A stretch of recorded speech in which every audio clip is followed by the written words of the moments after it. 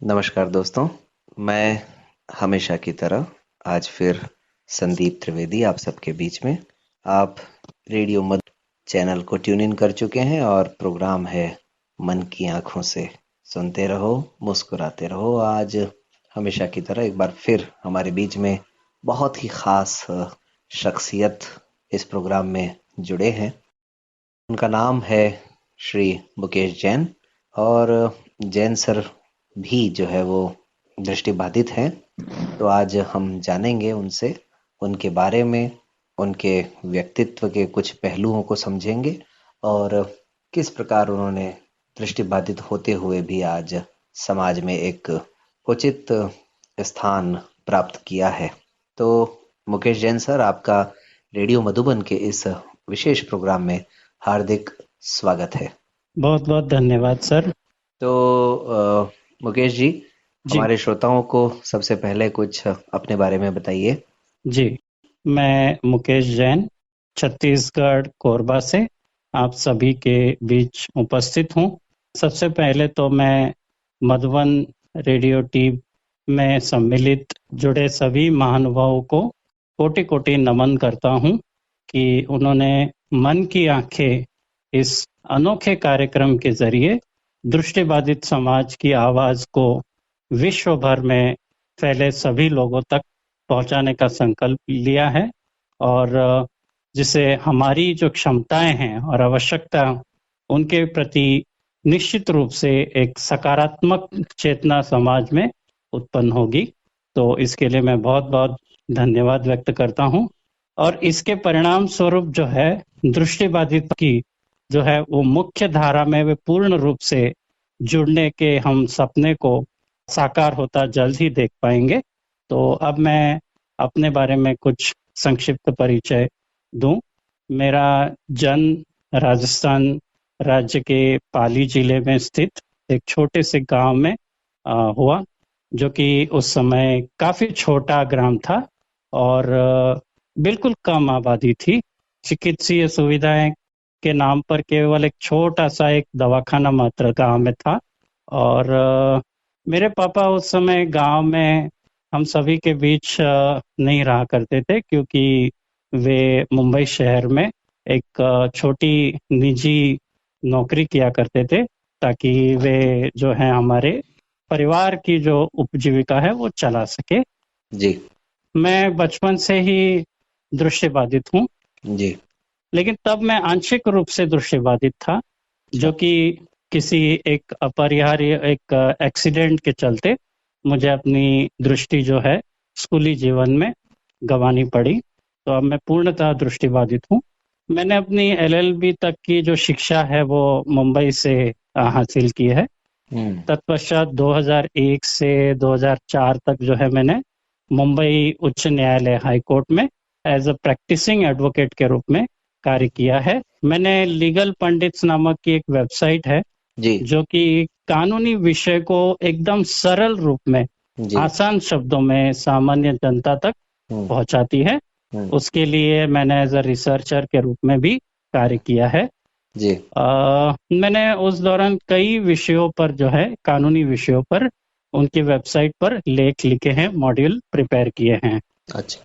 उसके बाद मैं दिसंबर 2004 से वर्तमान तक मैं एनटीपीसी नामक जो एक पब्लिक सेक्टर अंडरटेकिंग है जो जी। बिजली का उत्पादन करती है, हम्म। उसमें मैं सहायक विधि के रूप में कार्यरत हूं, जो कि छत्तीसगढ़ के कोरबा जिले में स्थित है। जी, बहुत बढ़िया जैन साहब। तो आपने तो बड़े अच्छे तरीके से अपना परिचय दिया और इस सब के बारे में भी बता दिया। लेकिन जी सर। ये राजस्थान के एक छोटे से गांव से मुंबई होते हुए फिर कोरबा छत्तीसगढ़ तक की यात्रा इतनी आसान तो नहीं रही होगी आपकी।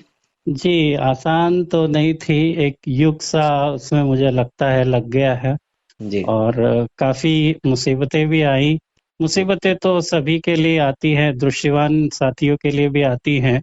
लेकिन जिन मुसीबतों से मुझे गुजरना पड़ा, जी मुझे ऐसा एहसास हुआ कि ये मुसीबतें मेरे लिए कुछ डबल थी।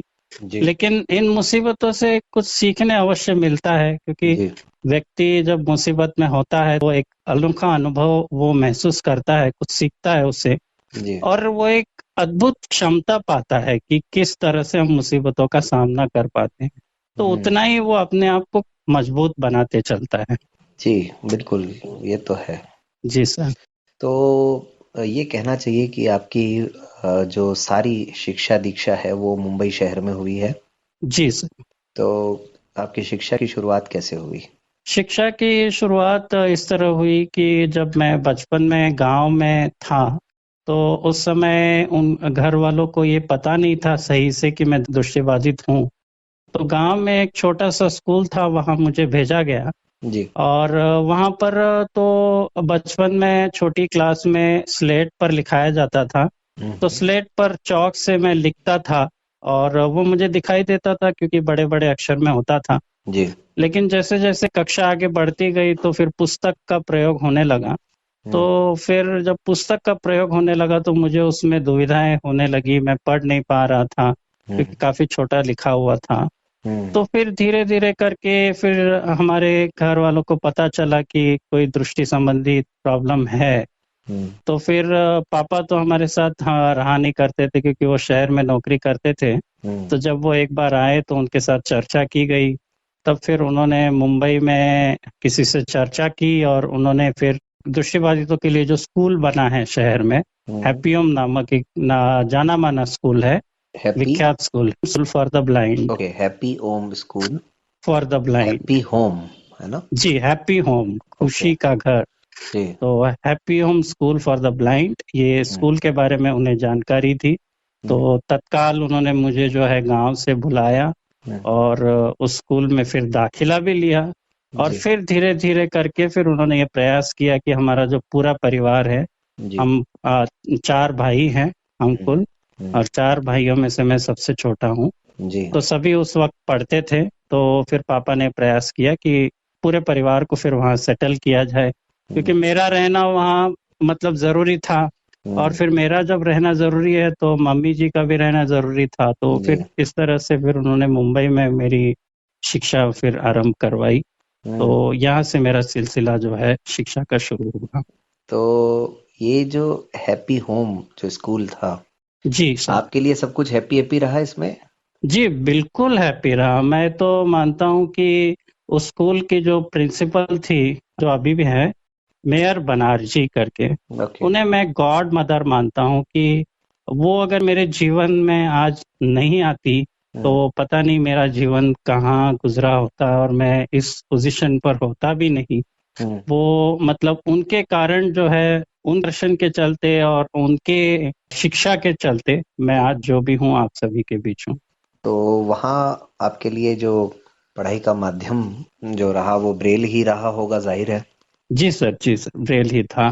तो क्योंकि जी। उस समय तो सर आज जो तकनीकी का विकास हुआ है, जिस तरह से स्क्रीन रीडर सॉफ्टवेयर और ब्रेल डिस्प्ले और मोबाइल और कंप्यूटर, उस समय उतना विकास नहीं था। ये करीब 1982 की बात है। तो उस समय तो ब्रेल ही मात्र मतलब शिक्षा का एक साधन था। तो ब्रेल से ही मेरी शिक्षा हुई।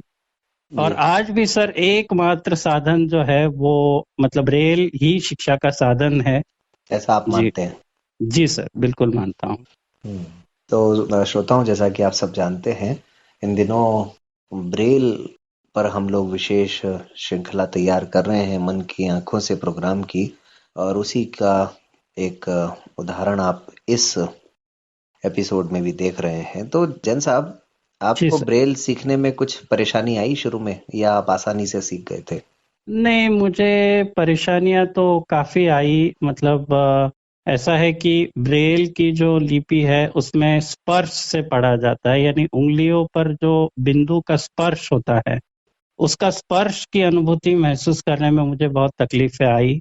अच्छा। तो इसके लिए स्कूल ने ये प्रबंध किया था कि उन्होंने छोटे छोटे मोतियों को, क्योंकि ब्रेल में जो बिंदु होते हैं काफी छोटे होते हैं, अच्छा। तो इसके लिए उनका जो सूक्ष्म जो बिंदु हैं उनको स्पर्श करना जो है वो शुरू में काफी तकलीफें होती है। तो उसके लिए फिर उन्होंने एक छोटी सी, जैसे एक बिस्किट के आकार की एक छोटी सी उन्होंने प्लेट डिजाइन की थी। अच्छा। और उस पर उन्होंने मोती, जैसे 6 मोती, क्योंकि ब्रेल में भी 6 बिंदु होते हैं, जी। तो 6 मोतियों जैसा उन्होंने एक बिस्किट इतना एक बड़ा एक आकार तैयार किया और उससे फिर हमें स्पर्श करवाना शुरू किया। और जब उससे फिर स्पर्श होना फिर हमारा होने लगा, तब फिर धीरे धीरे उन्होंने ब्रेल पर फिर जो है सिखाना शुरू किया। तो इससे हमारा काम आसान हो गया। स्पर्श की जो अनुभूति है वो इससे विकसित होते गई। तो थोड़ा सा हमारे श्रोताओं को बताएं जैन साहब कि एक बच्चा है 4 साल जी का 5 साल का बच्चा है, जी वो दृष्टिबाधित हो गया है और उसको एक स्कूल में डाल दिया जाता है, स्पेशल स्कूल में। जी तो वो मतलब उसको कैसे ये महसूस कराया जाता है कि ये ब्रेल है, ये ब्रेल के बिंदु हैं, क्योंकि जी उस बच्चे में तो इस तरह की कोई समझ विकसित हुई नहीं है। जी जी जी जी। तो इसके लिए यही है कि जैसे जब भी एक स्पेशल एजुकेशन में बच्चे को जब दाखिल किया जाता है इस तरह से, तो शुरू शुरू में जो है उसके लिए ब्रेल को जो है मतलब स्पर्श का जो है अनुभव करना और उसको जो है पकड़ पाना उसके लिए संभव नहीं हो पाता है। तो उसके लिए फिर ये किया जाता है कि उनको, जैसे मैंने अभी आपको कहा कि बिस्किट के आकार का, यानी बड़े वस्तु से यदि स्पर्श करा के फिर छोटे छोटे वस्तु सूक्ष्म पर ले जाए तो उसमें आसानी होती है उनको नहीं, ब्रेल का। हमारा प्रश्न जी ये था जैन साहब कि जी उसको 6 बिंदी ये कैसे समझाई जाती है कि ये 1 है, ये 2 है, ये इनका किसका क्या उपयोग है, ये उसको कैसे समझाया जाता है? सबसे पहले तो 6 बिंदु जो होते हैं जी। उसमें लेफ्ट और राइट ये दिशा उनको बताई जाती है अच्छा। कि जी, कि लेफ्ट साइड में जो है वो 3 बिंदी होती है। जी एक सबसे ऊपर, उसके नीचे दूसरी, उसके नीचे तीसरी। जी। उसके बाद राइट साइड में जो है 3 डॉट्स होते हैं, 3 ओके बिंदु होते हैं, ओके। 4 5 6। तो जी। इनको एक नंबर अलॉट किया जाता है अच्छा। कि लेफ्ट साइड में जो 3 बिंदी है उनको 1, फिर उसके नीचे 2, फिर उसके नीचे 3। जी राइट साइड में जो डॉट्स होंगे वो जी 4 5 6। जी तो हमारे जो अक्षर जो बनते हैं सर, वो सभी अक्षर लगभग जो भी चिन्ह लिखा जाए या अक्षर लिखा जाए जी। वो इन 6 बिंदु से ही बनता है। तो अच्छा। उन्हें फिर यह अवगत कराया जाता है कि जैसे ए लिखना है तो 1 नंबर, जी। बी लिखना है तो 1 और 2 नंबर। तो अच्छा इस तरह से उनको, इस तरह से ये उनको सिखाया जाता है अच्छा। प्रशिक्षण। अच्छा, तो मतलब हर अक्षर के या हर अल्फाबेट के अलग जी अलग नंबर्स मतलब पहले से डिजाइन जी किए हुए हैं जी और जी वो जी एक मतलब ब्लाइंड बच्चे को जी याद करने होते हैं। जी जी, ये कहना याद चाह करने रहे हैं होते आप? हैं। जी जी जी, बिल्कुल सही, बिल्कुल सही। तो जैन साहब शुरू से ब्लाइंड है, जी तो उसका तो समाधान निकल गया। जी उसको ब्लाइंड स्कूल में डाल दिया और उसने ब्रेल सीख ली और वो आपकी तरह एलएलबी करके अच्छे मुकाम पर भी पहुंच गया। लेकिन जी एक दूसरी परिस्थिति ऐसी है जी कि अपनी सारी शिक्षा किसी ने सामान्य तरीके से प्राप्त की है। जी उसने 12वीं भी कर ली, उसने कॉलेज भी कर लिया, जी उसने एमए भी कर लिया, जी और फिर अगर उसके साथ ऐसा कोई हादसा हो और उसकी आंखों की रोशनी चली जाए जी। और वो फिर अपना आगे की जो शिक्षा है उसको कैसे जारी रख सकता है? इसके लिए सर ये कहूँगा मैं कि आज के इस तकनीकी युग में हर जी तरह की आपके लिए अपॉर्चुनिटीज है। जी जहाँ समस्या है वहाँ समाधान भी आपके लिए हाजिर है। जी सबसे बड़ी बात तो ये होती है कि जब कोई व्यक्ति जीवन के अधूरे मतलब बीच के पड़ाव में आकर जब दृष्टि खो देता है, जी तो उसके लिए तो सबसे बड़ी मतलब सबसे बड़ा ये शौक होता है। जी और उसके लिए एक्सेप्ट करना जो है वो बड़ी चुनौती होती है, क्योंकि पूरी मतलब आधी लाइफ जो मतलब अब तक का जो सफर है उसने दृष्टि के सहारे तय किया है। जी लेकिन अब अचानक अंधेरा छा जाने के कारण जी उसको आत्मविश्वास वो खो देता है। तो जी ऐसी परिस्थिति में वो आत्मविश्वास न खोए, संयम बनाए रखें जी और अपने आप को आगे की चुनौतियों के लिए तैयार करें। जी क्योंकि आज तकनीकी का जमाना है और हम यदि रुक गए तो ये समझो कि यदि समय सबसे बड़ा बलवान है।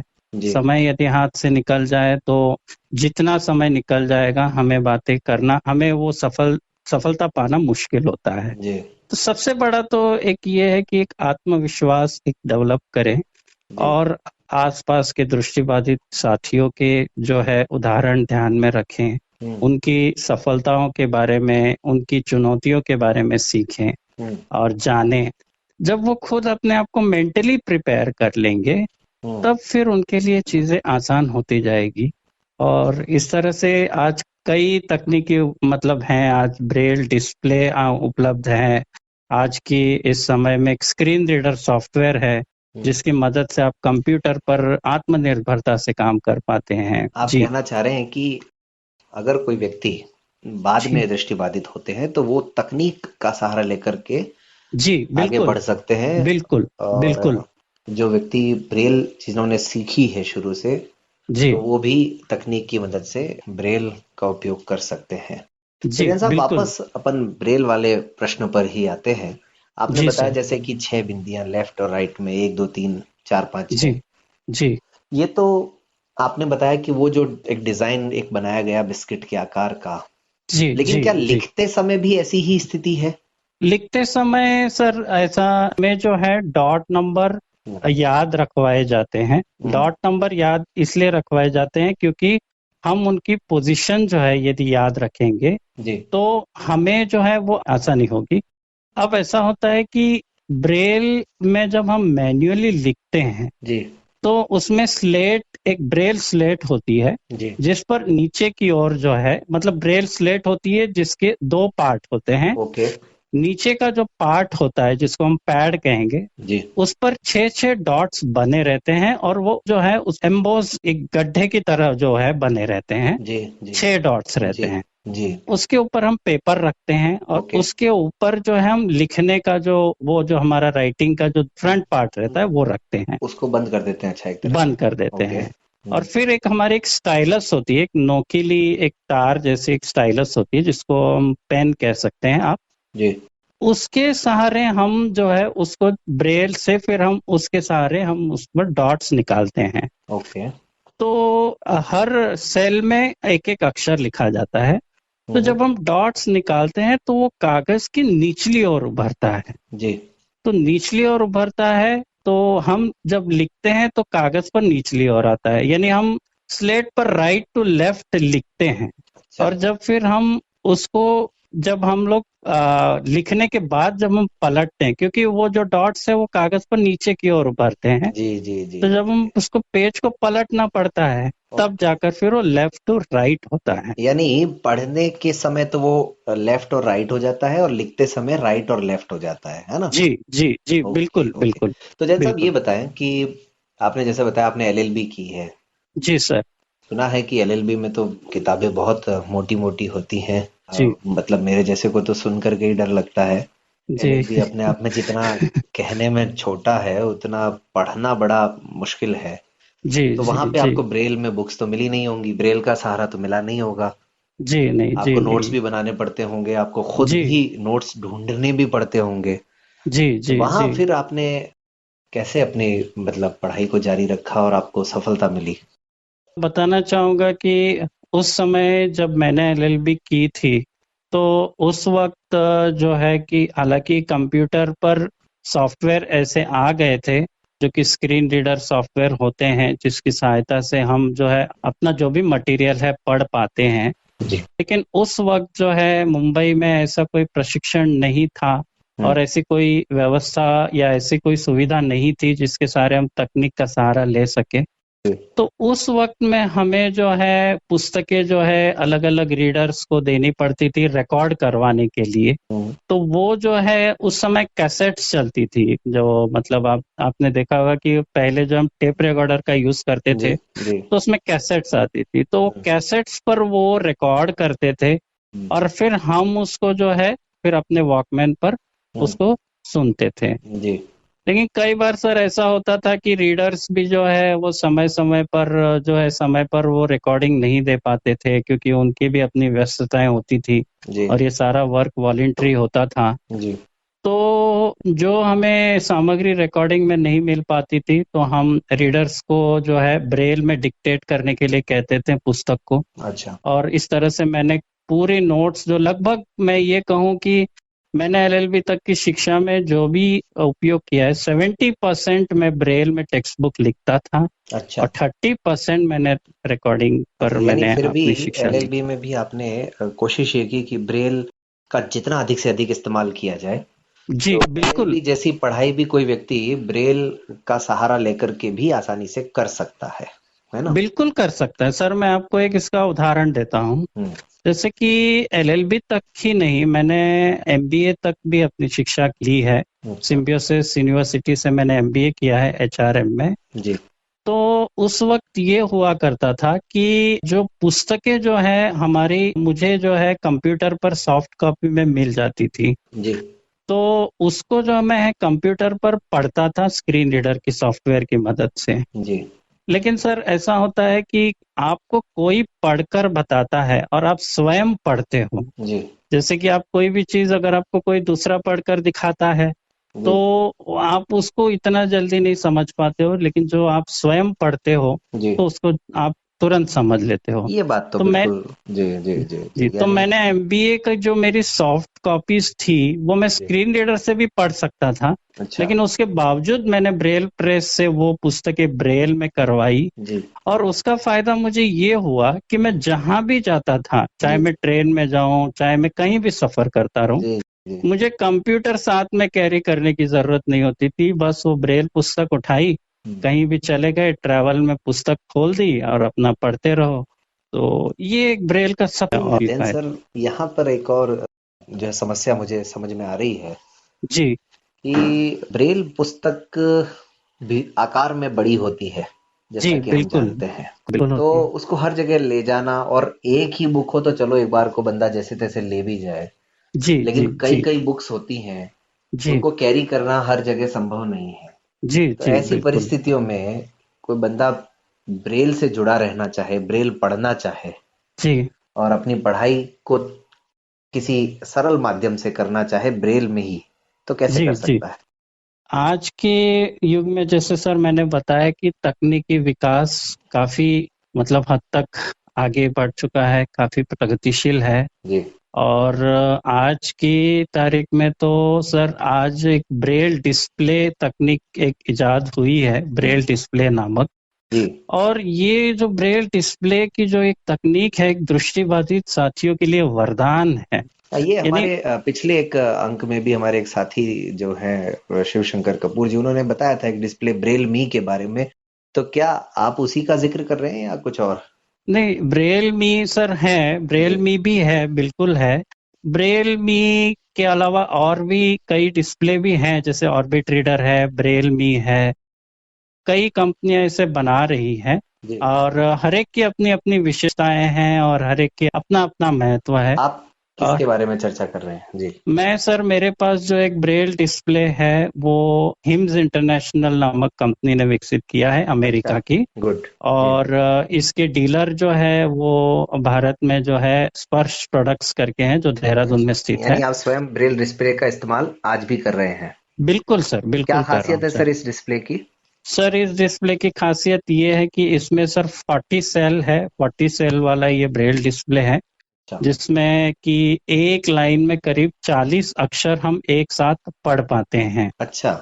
और इसकी खासियत ये है कि सर ये एक स्टैंड अलोन डिवाइस है। मतलब स्टैंड अलोन का अर्थ ये है कि आपको इस डिवाइस को किसी कंप्यूटर या किसी एक्सटर्नल डिवाइस से कनेक्ट करने की आवश्यकता नहीं है। जी। ये अपने आप में ही एक पर्सनल कंप्यूटर है आपका। गुड। जो कार्य आप कंप्यूटर पर कर पाते हैं वो सभी कार्य आप इस पर भी आप कर पाते हैं ब्रेल में। तो यानी इसका मतलब ये हुआ, इसमें नोट्स लेना, लिखना, पढ़ना, चाहे वो टेक्स्ट हो, चाहे पीडीएफ हो, चाहे और किसी फॉर्मेट में हो, तो सब में मतलब संभव है? बिल्कुल संभव है सर, बिल्कुल संभव है। और आजकल तो ऑनलाइन लाइब्रेरीज कुछ कुछ जो है, जो कि दृष्टिबाधित साथियों के लिए कार्य कर रही है, वो ऑनलाइन लाइब्रेरीज के अंतर्गत हमें जो पुस्तकें जो है वो ब्रेल फॉर्मेट में भी मिल जाती है। अच्छा। यानी ब्रेल फॉर्मेट का अर्थ यानी ये होता है कि हम उन फाइल्स को जो है जी वो अपने हम ब्रेल डिस्प्ले पर बस सीधे कॉपी कर लें और अच्छा फिर हम उन पुस्तकों को ब्रेल डिस्प्ले की सहायता से पढ़ सकते तो हैं। आप कहना चाह रहे हैं जैसे डॉक फॉर्मेट होता है, टेक्स्ट फॉर्मेट होता है, पीडीएफ फॉर्मेट होता है, ऐसे ही ब्रेल फॉर्मेट भी होता है। जी, एक ब्रेल फॉर्मेट होता है। ब्रेल फॉर्मेट का अर्थ ये कि वो फॉर्मेट ऐसा है कि आप ब्रेल डिस्प्ले पर जब कॉपी करोगे तब वो पुस्तक आपको जी ब्रेल स्क्रिप्ट में जो है वो जी इंस्टेंटली रीड करने मिलेगी। बहुत बढ़िया। तो श्रोताओं, आपने सुना होगा कि आजकल तकनीक बहुत उपयोगी है एक किसी भी दृष्टिबाधित व्यक्ति के लिए। जैन साहब, ब्रेल की वर्तमान स्थिति को आप किस रूप में देखते हैं? ब्रेल की वर्तमान स्थिति यानी ब्रेल का जो महत्व है वो आज के युग में काफी है। पहले भी था, जितना पहले था उतना आज भी है। जी यानी चाहे तकनीकी का विकास भले हुआ हो, जी हमारे पास ऑल्टरनेटिव मेथड्स आज भी अवेलेबल है जैसे स्क्रीन रीडर्स वगैरह, लेकिन ब्रेल ये एक ऐसी स्क्रिप्ट है वो आज भी उन सभी तकनीकी में उपयोग में लाई जा रही है। जी हर जगह मतलब ब्रेल का उपयोग किया जा रहा है जी और ब्रेल की स्थिति आज भी उतनी ही मजबूत है, आज भी उतनी ही महत्वपूर्ण है जितनी पहले थी, चाहे तकनीकी का विकास हुआ। बहुत बढ़िया जैन साहब। तो ये बताएं, आपकी इस पूरी यात्रा में जी, फैमिली का सपोर्ट आपको किस प्रकार रहा? फैमिली का सपोर्ट बिल्कुल मेरे साथ था, हम मेरा पहले से मतलब है था। कि कहीं आपको ऐसा लगा कि आपको अकेले ही जद्दोजहद करनी पड़ रही है, या जी, आपकी बिल्कुल, दृष्टिबाधित बिल्कुल। होने की वजह से परिवार ने कुछ मतलब आप पर ध्यान कभी ऐसा लगा हो किसी मोड़ पर कि कम कर दिया है? जी, बिल्कुल लगा मुझे। मैं बताता चलूँ कि जब मैं कॉलेज में था और बीए का अध्ययन कर रहा था, जी तो उस वक़्त मेरे फैमिली ने मुझे ये पूछा कि बीए तक की पढ़ाई तो हो जाएगी, उसके बाद क्या करोगे? तो मैंने कहा कि मैं आगे और पढ़ूँगा, मैं बहुत पढ़ना चाहता हूँ। आगे पढ़ लिख कर मैं जी मतलब अपना मुकाम जो है हासिल करना चाहता हूँ, अपने पैरों पर खड़ा होना चाहता हूँ। जी तो उन्होंने मुझे ये कहा कि आप पढ़ोगे लिखोगे लेकिन पढ़ लिख कर क्या करोगे, मतलब किस तरह से अपना मतलब आगे बढ़ाओगे, क्योंकि उनका उद्देश्य यही था कि आपने पढ़ाई कर ली है जितना आप करना चाहते थे या जितना जरूरी थी, जी अब आप जो है वो एक काम करें, आप एक कोई भी अपना टेलीफोन बूथ ओपन कर लीजिए अच्छा और अपनी उपजीविका जो है अभी यहीं से शुरू कर दीजिए। अच्छा जी क्योंकि उस वक्त जो है वो देखते थे कि हर मोड़ पर टेलीफोन बूथ हुआ करते थे और उन टेलीफोन बूथ पर दृष्टिबाधित साथी बैठा करते थे और चलाते थे, तो वो देखा करते थे अपनी नजर से, तो उन्होंने वही मुझे इस समाज का जो रवैया होता है कि भाई एक एक समाज ने सोच रखा है कि कुछ काम है तीन चार तरह जी के, जी वही जी एक जी दृष्टिबाधित व्यक्ति कर सकता है। वही उम्मीद आपके परिवार वाले भी आपसे कर रहे जी थे, लेकिन आप वहां पर रुके नहीं और जी आगे जी बढ़ते रहे और कोरबा तक पहुंच गए। जी फैमिली बिल्कुल में सर। कौन कौन है जैन साहब आपके? मेरे फैमिली में मेरे से 3 बड़े भाई है, अभी सॉरी यहाँ 3 बड़े। कोरबा में आपके अभी साथ? कोरबा में सर मैं हूँ और मेरी धर्मपत्नी है जी और मेरी एक बिटिया है, जी हम 3 जन यहाँ कोरबा में रहते हैं बहुत सर। बढ़िया। तो फैमिली अच्छे से चल रही है आपकी? जी सर, रोजमर्रा के सर। जीवन में किसी तरह की मुश्किल पेश नहीं आती है? जी नहीं सर। तो अंत अब में जैन जी सर। साहब, बात करते करते समय देखिए बड़ा ही खत्म सा ही हो गया है। जी बहुत सर। संक्षेप में आप कुछ 15-20 सेकंड में हमारे श्रोताओं को और अपने जैसे दृष्टिबाधित साथियों को क्या मैसेज देना चाहेंगे? मैं यही कहूँगा कि जिस तरह से दृष्टिवान साथी सोचता है कि कर लो दुनिया मुट्ठी में, जी वो इसलिए कहते हैं कि आज तकनीकी का विकास इतना हुआ है, तकनीकी के सहारे वो अपने सारे कार्य करते हैं जी और जीवन में आगे बढ़ते हैं। हम्म, तो उसी तरह दृष्टिबाधित साथी भी तकनीकी के सहारे अपने सारे कार्य करने के लिए सक्षम है, हम्म, उच्च पदों पर पदस्थ भी है, विराजमान है। हम्म, तो मेरा उनसे यही निवेदन है कि आप यदि थोड़ा सा साथ दे, आप यदि थोड़ा सा हमें भी अपने साथ इंक्लूजन में रखें, जी तो हम भी जो है आपकी कलाई पकड़कर हम भी आगे बढ़ सकते हैं। बस जरूरत है आपके सकारात्मक सोच की, आपके सकारात्मक रवैये की। चलिए जैन साहब, तो श्रोताओं, आपने सुना आज मुकेश जैन सर को, जो कि छत्तीसगढ़ कोरबा से हमारे बीच में थे। रेडियो मधुबन 90.4 एफएम सुनते रहिए हमेशा और हमेशा ही मुस्कुराते रहिए।